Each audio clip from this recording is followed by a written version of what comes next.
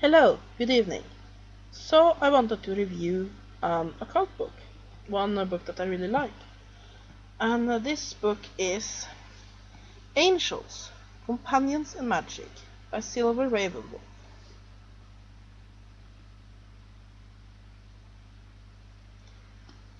Now, I know some that you this might immediately turn negative to the book because of the author. And I understand if some have a problem with Silver RavenWolf and her work, but I would just have to say that give this book a chance if you're at all interested in using angels for witchcraft.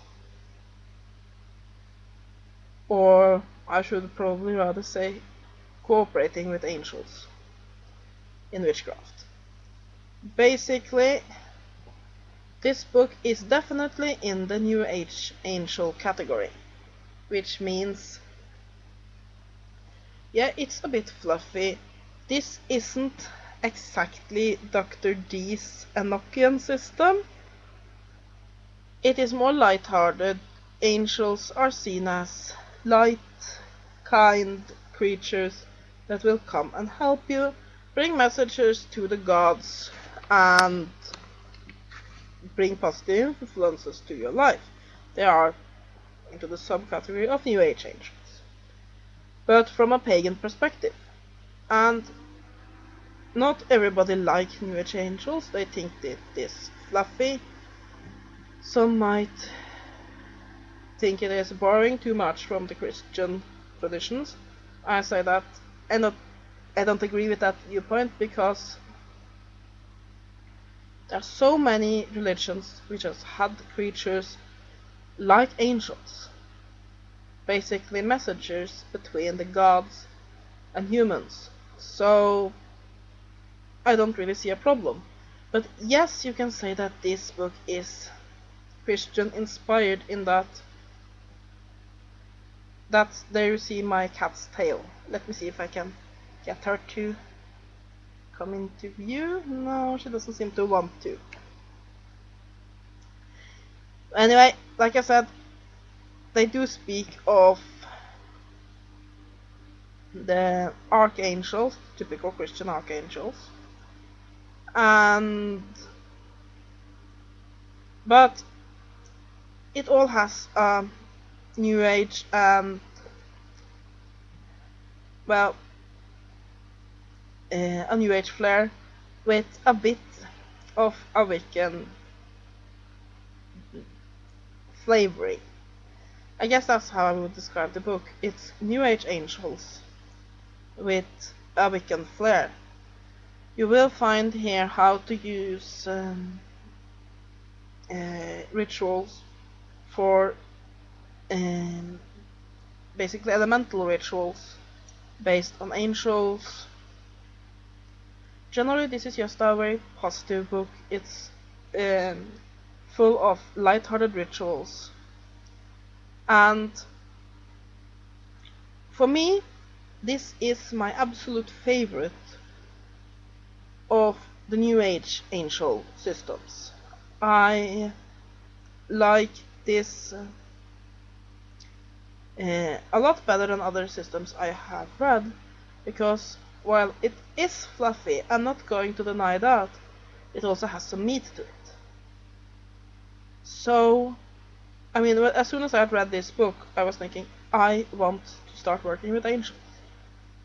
And I think that's a very good occult book. Those that makes you think as soon as you read the book, I want to work this system.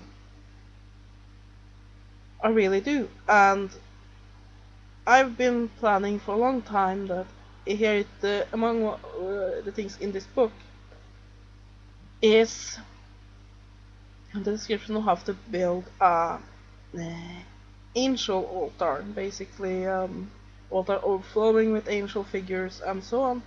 And I am, when my ritual room is ready, I so want to have one of those, because this book, more than any other on the subject, inspires me to work with angels, and it's also a very complete system You don't need to know a lot about magic or about working with angels generally to pick up this book.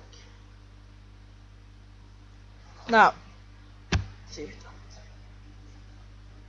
This book is about semi in size. It is 293 pages, including the index. And let me see if we can find a chapter. Yes, it has the following chapters: Introduction, 1. Seek, go and find angels. 2. The Angelic Altar, that's my favorite chapter of the whole book. 3. Angel Hierarchy and the Queen of Angels. Yes, this has a very, like I said, it has a very pagan flair to it, and what's more, it has a very Silver RavenWolf flair to it. You can clearly see her system mixed into all of this, but not so much that it would alienate someone who is used to work with New Age angels.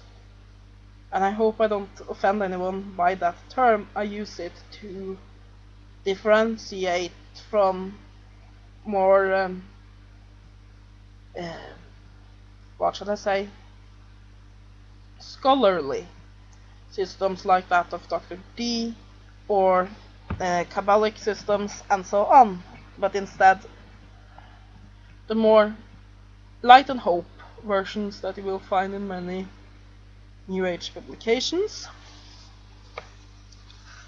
And it has definitely a pagan flair, but like I said, anyone who is used to working with New Age angels shouldn't have a problem just picking this up, because it works for both sides. Then you have 4. Angels and Magical Correspondences. It's a very useful chapter, and it's a bit, the title of the chapter is a bit self-explanatory. 5. Angels and Meditation, another very good chapter. 6. Angels and Ritual. 7. Guardian Angel Express. 8. Angels and Element of Air. 9. Angels and Element of Fire. 10. Angels and the Element of Water. And 11. Angels and the Element of Earth. In these element chapters, the Witchcraft prayer of the book comes completely into play. Now, for someone who is more interested in the New Age side of it, this might be chapters that are worth skipping. But for a witch, this is an invaluable source that can really help using angels and seeing them as the spirits, as elemental spirits. And also to, for example, use the angels in circle castings instead of the typical undines, salamander, gnomes, and what is the English word for it? The sylphids, the air elementals. And instead of seeing it as those, you can see them as the angels of the various elements. And this also ties into ritual magic, which has a clear and very concise elemental feel to angels. 12. Angels of the Zodiac. Not too in-depth, but it's a workable chapter. 14. Angels, Sigils and Symbols. 15. Angel Talismans. I love that chapter. It contains a very positive, very nice way of working with talismans. 16. Angels and Divination, another good chapter. 17. Combating Chaos using the Angels, which is basically banishing protection magic and so on. 18. Living with the Angels, and appendix needs and their associated elements and angels, and a bibliography and index. It is a well-organized book, it is well written, and yes, like other Silver RavenWolf books, it can be a bit preachy at times. It can be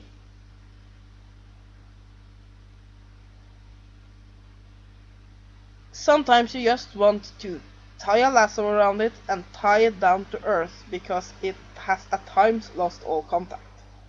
But all in all, I think this is a very, very good book, and for New Age angels, at least for me, I haven't found any better. So if you want to include angels in Witchcraft, I highly recommend this book. And that is my review of Angels, Companions of Magick by Silver RavenWolf.